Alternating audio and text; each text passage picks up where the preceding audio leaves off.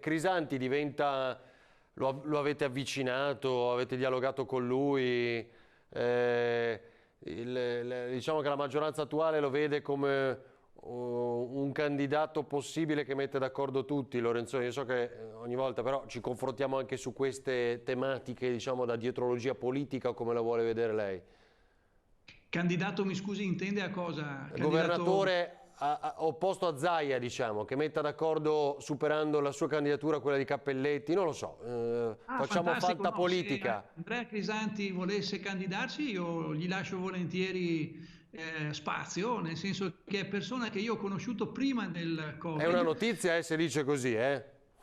Ah, ma guardi, credo che abbia delle cose più importanti da fare perché ha delle competenze talmente forti nel suo settore che sarebbe una perdita per tutti.